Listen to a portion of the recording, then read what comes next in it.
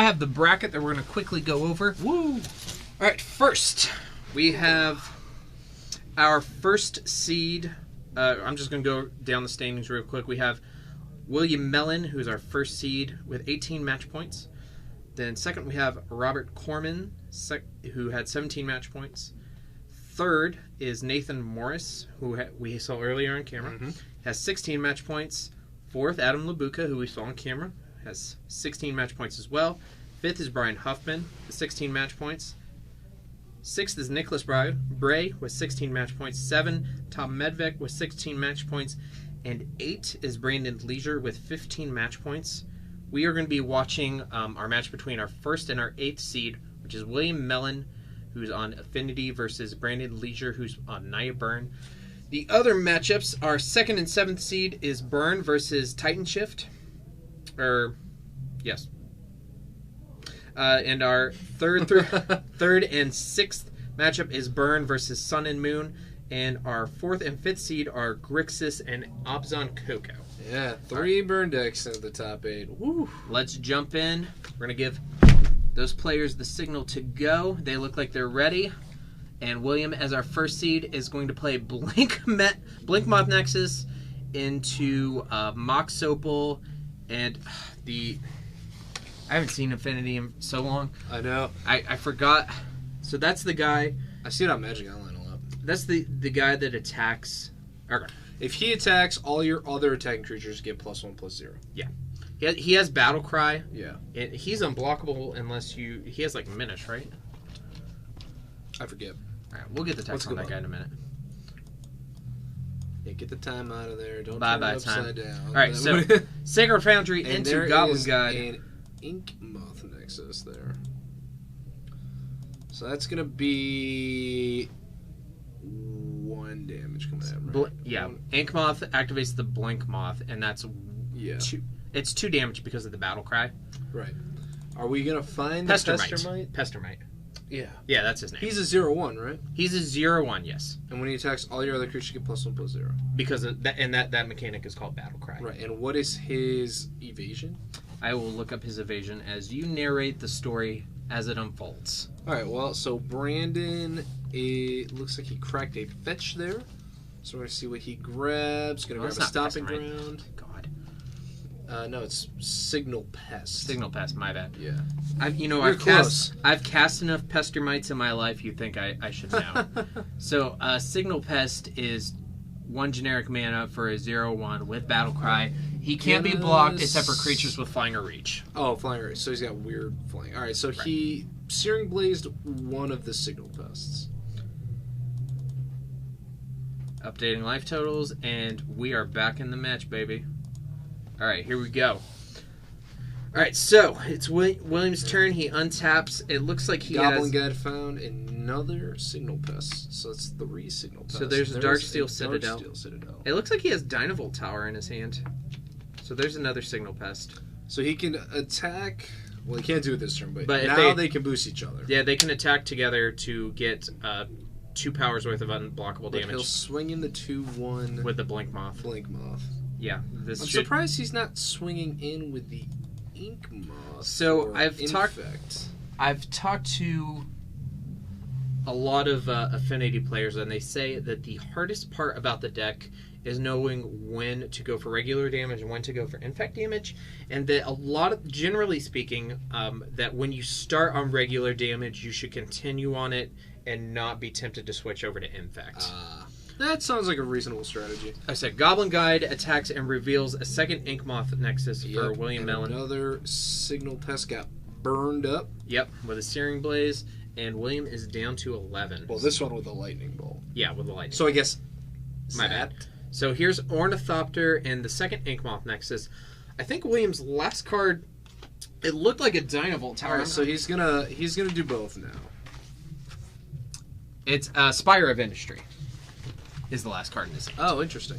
Alright, so he's going to shock the Blink Moth. The Blink Moth. Right. Take 1 infect. Two infect from the Battle Cry. Yeah. So I guess we'll just keep track of these. Yes. So, Wait, that's easy enough. He's a 2. He's a 2. He's a 2. Life totals don't change. Kicks it back to the burn player. Brandon untaps.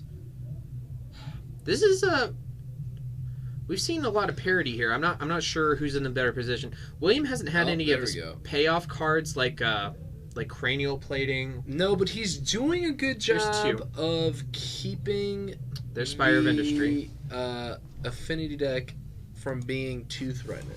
Yeah. Yeah, I'm not sure what Spire of Industry does. It's from Aether Revolt, isn't it? It's from one of the 2 new sets. It is Aether Revolt. Bringing it up right now for you guys. And I just need to switch it back to new cards. So Spire of Industry is a non-basic land that taps for a colorless mana. You can also tap it, pay 1 life, and add 1 mana of any color to your mana pool, but you can only do that if you control an artifact. So it's like a City of Brass. A City of Brass that gives you the option No, it's kind of better because it gives you the option to tap for colorless mana and not pay life. Oh, yeah, I forgot City of Brass. But it has to be in an artifact-themed deck. Right. Mm-hmm. So, basically no downside for this. Whoops. So, there we go. Ryan's had a long day, folks. Yeah. So Eidolon of the Great Revels is cast. Goblin Guide attacks. Is a great card to have against Affinity. William didn't take any damage. Was the Goblin Guide blocked? Well, yeah, it looks like he might have by the checked Ornithopter. Yeah. Okay, he says, that's quite enough damage, thank you, and I think I don't want to take any more right this second. So, William played Spire of Industry, and he's looking at, I think, 2 cards in his hand, one of which I think is a second Spire of Industry. So, he doesn't have a lot to work with. Yeah, one is definitely a Spire. Right. I can't quite tell what the other card is. But he's still missing, it's a Vault Scourge. A Vault Scourge. So that lifelink may end up being pretty relevant, yeah. But that does trigger the Eidolon, which means he's down to 9. Looks like, I think it's Lucas sitting down there kind of helping them out. Yeah, that might be the case. Yeah. So William activates Inkmoth Nexus and swings. Brings him up to 4 infect. Now, this is what I was talking about. So he has to do this because he doesn't have another option. Right. But since he went from regular damage to infect, it's like Brandon gained a ton of life. Yeah, basically. And he drew a second Eidolon, which could be pretty devastating, because I don't think Affinity runs a card that misses Eidolon. They don't. Not typically. As far as I know. No, not so.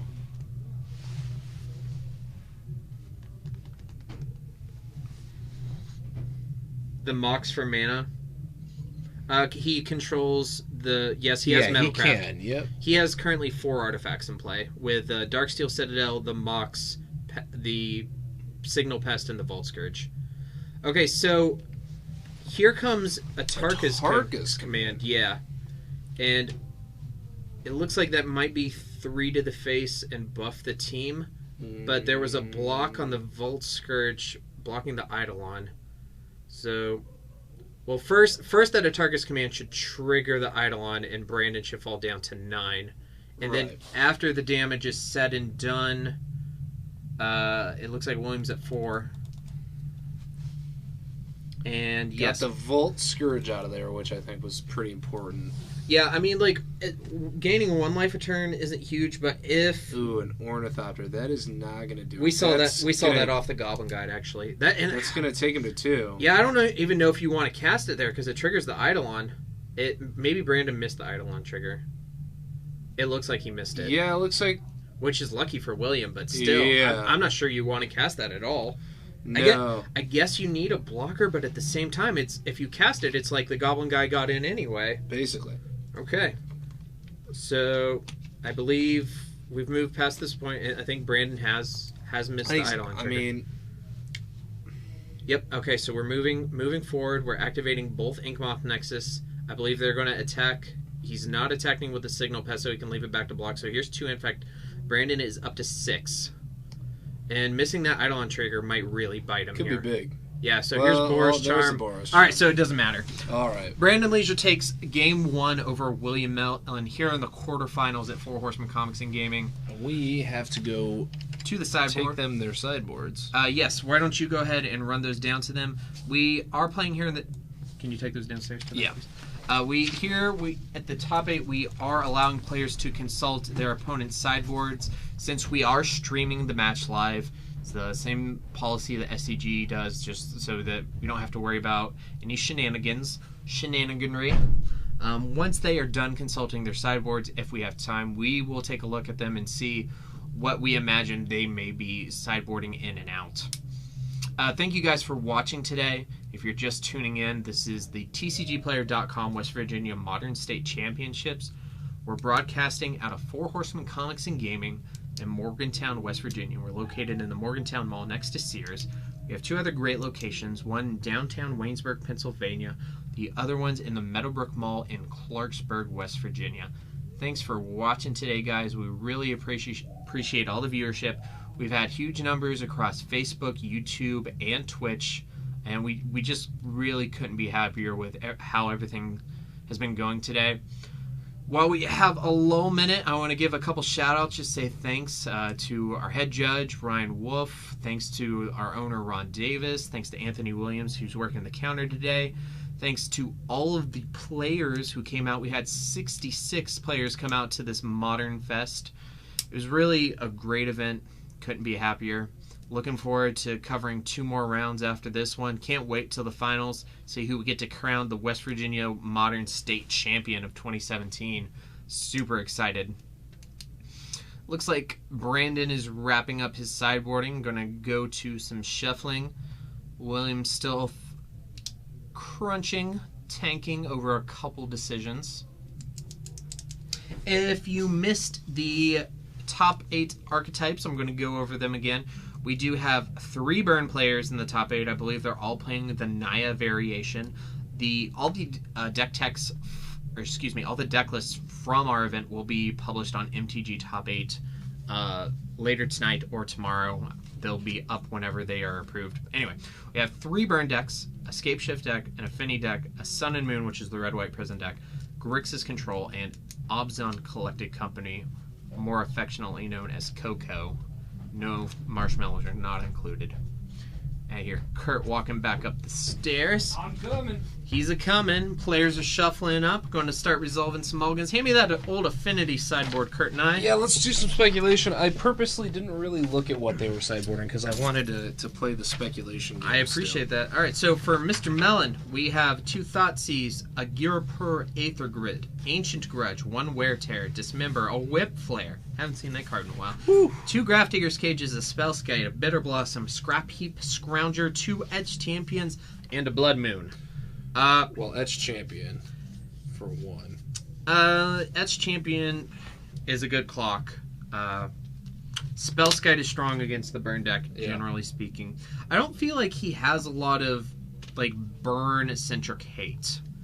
He doesn't have... No, it doesn't sound like it. But then, now that I'm thinking about it, I don't think that Affinity generally does pack a lot of hate for burn, because they're one of the few decks that can race burn. Right. So I'm not seeing... maybe...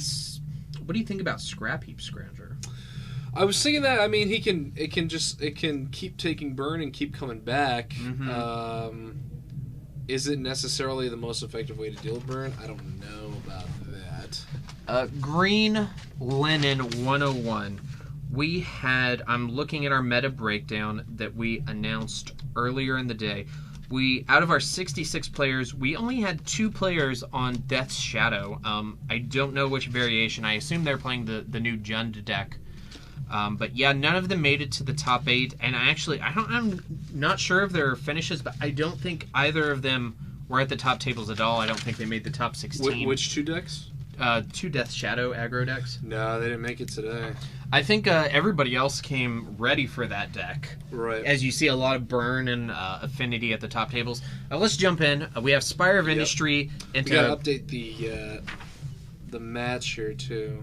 Okay, I will update the match. Brandon's winner. So Spire of best of 3 or best of 5 for this? Best of 3. Best of 3. First to 2 technically. First 2. So Spire of Industry into Springleaf Drum into Mox Sopal into Ornithopter into Steel Steel Overseer. Yeah. Let's talk about Brandon's sideboard real quick. 2 Deflecting Palms, 2 Skull Cracks, 3 Path to Exile, which he clearly has brought in, 2 Lightning Helix, 3 Destructive Revelries, which we will probably definitely see, and 3 Core Firewalkers. Yep. So he definitely brought in the pass. I'd be amazed if he didn't bring in the Destructive Revelries. Yeah, this is what it's here for. That and Leyline of Sanctity. The other one's Lightning Helix, Skullcrack, Deflecting Palm. Not a lot. When's the last time you saw a Master of Ethereum get played? Oh, man. So, Ornithopter, get in there. So, I watch a lot of YouTube and streamers play on Magic Online. Mm-hmm. And Me too. I see a lot of Affinity on there. So I do see Master of Ethereum in a lot of these Affinity lists. So I watch a lot of Magic coverage, but it's basically all Legacy. I don't watch a ton of Modern because I get to see so much Modern here in the store. Yeah. And because we don't really have any local Modern players, I haven't seen a lot of Affinity in recent days. Oh, wow. When you play Goblin Guide and Monastery Swiftspear and don't attack, you know you're not in a good position. Well, the Ethereum Sculptor is a great answer to burn because it can just get huge and survive anything you throw at. Oh, yeah. You are right, AK Cracker. Whip Flare definitely comes in because it kills basically everything out of the burn deck and doesn't kill any of your creatures. There's a Game Day Memnite. That's a beautiful card. And Cranial Plating. Here's that business spell that William was missing in Game 1 and attacked on the Ornithopter. So he is attacking for 1, 2, 3, 4, 5, 6, 7. He's attacking for 7 right here. Oh, yeah, because the Ethereum... because the Master of Ethereum. Yeah, so he's... Brandon's going to fall down to 8. Wow. That Cranial Plating... Master of Ethereum is also a 6/6 right now. He's a 6/6, yeah. So I'm actually surprised we didn't see him get in there. Yeah, and this is Affinity. This is Affinity at its purest. This is the story of a girl who cried a river and drowned the whole world. In metal. Welcome to Phyrexia. Alright, so Brandon's looking at his hand. I see another Monastery Swiftspear. Unless he has a Destructive Revelry at the ready, this is looking really bad. I think he has to leave both... If he doesn't have a way to blow up the plating, he has to leave both his creatures up to block so he doesn't die on the next turn. And when you have to leave these 2 creatures up to block, you're not winning the game. Especially his opponent's at 20, and that's assuming that and he scoops. Oh yeah, 3 Swiftspears and 2 Atarka's commands. Ugh. Even with the blockers up, all William had to do was just drop an artifact and go in with the Ornithopter. So William Mellon ties it up 1-1 here in the quarterfinals, and we're moving on to Game 3. Short games, but exciting so far. I loved, when I was playing a lot of Modern. Do we need to give those back to them again? Yeah, I'll pop downstairs and I'll see if they would like to consult them again. They do have that right. All right. So Ryan is going to head down and see if they want to take a look at each other's sideboards again. Brandon, pretty quick to give it back with the first time he looked at it, so I don't know if he'll be super interested in checking out the sideboard again. William, not sure. Sounds like somebody's just running back up here. Is that Ryan? Yes, that is Ryan. Alright, looks like they're good without the sideboard. Well, this matchup, I don't think... They don't have a lot of sideboard for each other to begin with. Yeah. So as I was saying, when I played a ton of Modern, Affinity was like my most loathed. That and Tron. Those are the decks I hated. But now that I don't play a lot, I actually really like the deck. It does a lot of really powerful plays that I enjoy watching. I'm not sure if I would ever play it, but I like watching it. Short games. I'll show you a short game. Okay, Paul. I don't know what you mean by that, but okay, Paul. Maybe he is referring to a time that he lost to somebody in 2 minutes or something? I don't know. Quite possibly. I've got to agree with A Cracker there. Searing Blaze is definitely a huge card in the matchup for the burn deck. Yeah. Hits just about everything short of the Ethereum Sculptor. Should probably update the life totals. Probably. Okay. So, and as soon as I update it, Brandon cracks himself down to 17, fetching Wood of Foothills into probably a Sacred Foundry, maybe a Stomping Ground. Both players kept 7, it looks like. All right, that's exciting. Yeah. All right, so here's Stomping Ground for Brandon Lasure. He's on the play for Game 3 in the quarterfinals of the Modern State Championships. We never got to see that red-black control deck. We didn't, but we're going to look at the list later. Yeah. Here's Goblin Guide, reveals Etched Champion. You called that one. Yep. William takes 2, falls down to 18. Nothing like having protection from colors. I hated that card, because I always play super fair decks except for Pod. And you know what? You don't really see anybody bring anything like a Kozilek's Return to deal with that anymore. There's the other huge payoff spell. Yeah, Arcbound. Ravager, yeah. Ugh. So Citadel into Mox Opal, into Mimknight into Ravager. Yeah. This is brutal. All right, here's Arid Mesa. Man, that Mimknight fetching is down. Super nice looking. It's great. That was back when game day promos were super spicy. And the rare for that one was Sculpting Steel. No, not Sculpting Steel. The Steel, the Anthem for artifact creatures. It's white 1. Your artifact creatures. I'm not sure. I don't remember. I like that Mimknight. Kind of looks like Memnarch, which I thought was a nice little touch. And I love me some Memnarch. Oh yeah. Oh, I love him. All right. 2 Swift Spears. I think he's just going to try to go wide, I guess. Why not? Sure. Yeah. Reveals Mountain. That was... no blocks. So it looks like he's going to drop to... 12. 14? He should be at 12. Because he was at 18. He 6 and goes down to 12. I think How do you take 6? From... Oh, no, I'm sorry. Yeah. My bad. No, he's at 14. Sorry, guys. This is round 8 of coverage for us. And there is the Etched Champion, and Brandon does not have a way to deal with that short of blowing up everything except 3. He needs to kill 3 artifacts. And that's hard to do. No, he needs to kill 4 artifacts. Yeah. Which he can't do. Not with 2 of those artifacts are Darksteel Citadels. Yeah, so he's just going to go wide. There's Signal Pest. There's a Signal Pest. Which is strong. That's going to up the clock by quite a bit. Yeah. I mean... We're going to see 1 block here for sure. I think he's just trying... Does he chump with the Ravager and just put it all on... He can't chump with the Ravager because... Oh, it's tapped. Oh, man. Yeah, long day. Okay, here's... No, I understand. Long day. Atarka's Command, I'm 3 and probably...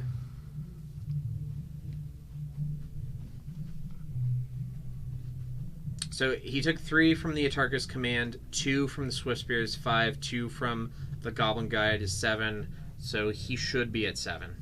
Yeah.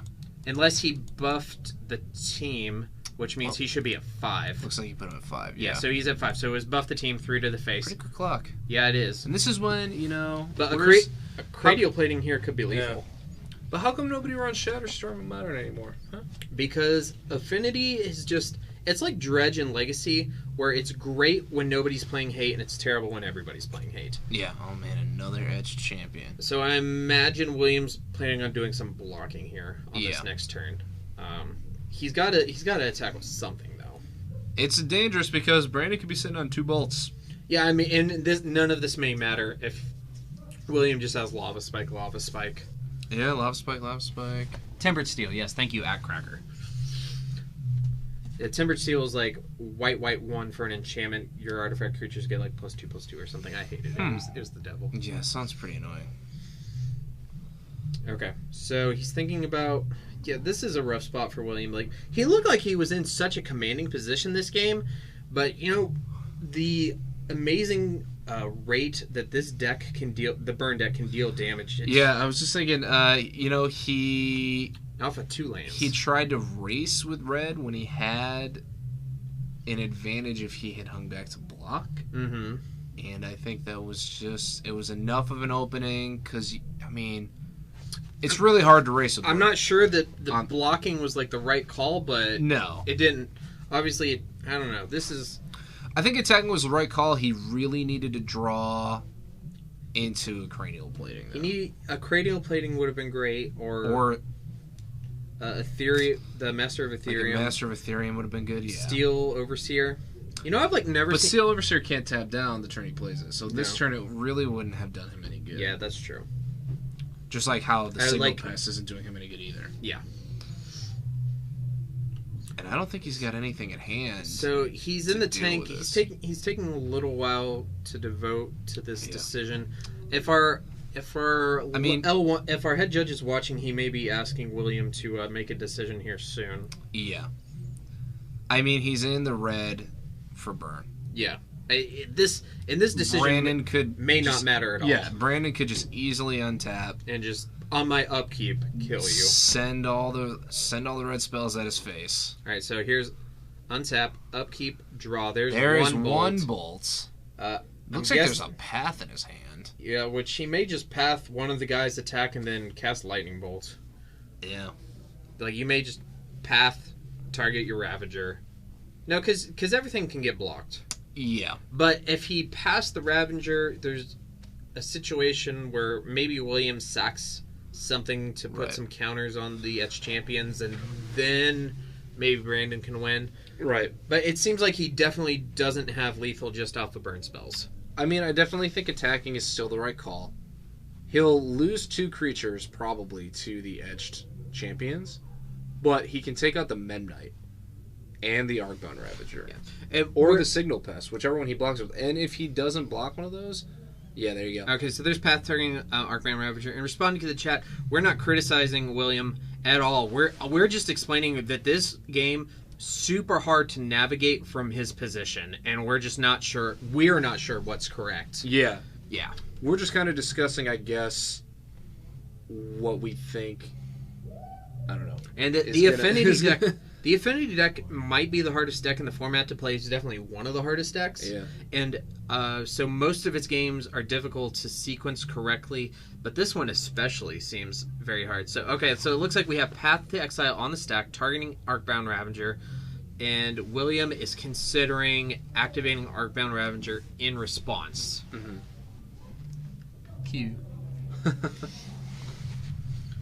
Yeah. Yeah, very difficult decisions that William has to make. A lot of different scenarios that he's got to try to go through his mind and predict. Definitely, it's a tough spot to be in. And he would obviously know better than we would, because I've never played this I've never ran an Affinity deck. No. I've only played against it and been crushed by it. Okay, so he's moving. He sacked one of the Darksteel Citadels, and then sacked the Ravager to put 2 counters onto the Etched Champion. Here's Bolt on There's Signal a Bolt Pest. on the Signal Pest. Okay. Yeah, so Brandon's still just trying to pick apart the board. So if he's not going to be able to kill William this turn, which gives William a chance to draw Cranial Plating. Right. I don't know if he could win, but maybe. So the Swift Spears are 3/4s. Yeah, they're 3/4s. Everything has to get blocked. So there's Galvanic Blast. Ooh. Okay, so everything's blocked. The Memnite So he'll dies. lose 1 Swift Spear and the Goblin Guide. Because William loses the Memnite. Yeah. Yeah. Yep. Okay. So, But William can't go all in on an attack still. Because he can swing Brandon just untaps and swings in and probably kills him. I think he probably attacks with 1? I mean, he could attack with a 4/4 and leave the 2/2 back to block. Also, we don't know the full contents of his hand. Right. There's another Edge There's champion. another Edge champion. So he could attack with the 4/4 and leave the 2/2/2s to block. Yeah. Okay, so yeah, this takes Brandon down to 8. I'm sorry, I had him at 14. This game is super engrossing. And there's a stomping ground, land, which I don't think he wanted to draw here. Probably not. I'm not sure. If he has like a 2-mana, like a Boros Charm and a 1-mana spell, it's hard to say. But it looks like he's got an Atarkus Command in hand. So yeah, he's just going to pass it back. Now it looked like Brandon had this game for sure, and now William's back in the driver's seat with these Etched Champions. That was a good call on your point. Well, he's got lethal on board that he can't block with or do anything about. So... Yeah, he can't block. No, you can't block his protection from red. He forgot about that. It looks like possibly. Okay, so we're going to cast Deflecting Palm, Galvanic Blast in response, and that's the match. William Mellon takes the match 2-1 over Brandon Lasure. Affinity over Nia Byrne. Does Deflecting Palm even work with Etched Champion? I forget the exact wording of it. So we'll pull it up. Yeah. You guys can look at Spire of Industry there for a second. Super close. I know, right? Match. Like that. I was literally on the edge of my seat there. Those Edge champions are so dirty. They really are. I hated playing against that card. Oh my gosh. A source. Oh, they do. It doesn't target. So he can. Yeah, he would have been able to. But William had those two galvanic blasts. And he says, I'll show you a little burn of my own. He had to have both of them, didn't he? Well, we only saw one with the Goblin Guide, which means he had the other one. No, I mean, in order to not die there. Well, no, because, okay, so the Edge Champion was 4, right? Yeah. So that would have... He would have only needed to have 1. Because it's 4 damage on Metalcraft. Right. So let's say he didn't have those. The Deflecting Palm would have dealt 4 to William. He would have been at 1. And then Brandon would have taken 4 and gone down to 4. So then he gets to untap and draw a burn spell and probably win. Right. Or just attack with a swift... No, because he had an Edge Champion up to block. Right. Okay. No. He went all in with the Edge Champion. Okay, so he could have attacked. He could have attacked with Swift Spear, right, and won. So yeah, William He only needed to have 1, and the other one I think must have been in his opening hand because we didn't see it with the Goblin Guide before. At least I didn't see it if I wasn't paying attention. We had got JPuff88 shouting out to his friend William Billy. Billy, don't be a hero, but you went out there and you made your mama proud. Okay, so... yes, super tight match. We're going to pop down and see if we can get one of the other quarterfinal matches up here. Hopefully we can, and we'll be right back with another match. Thanks, guys, for watching.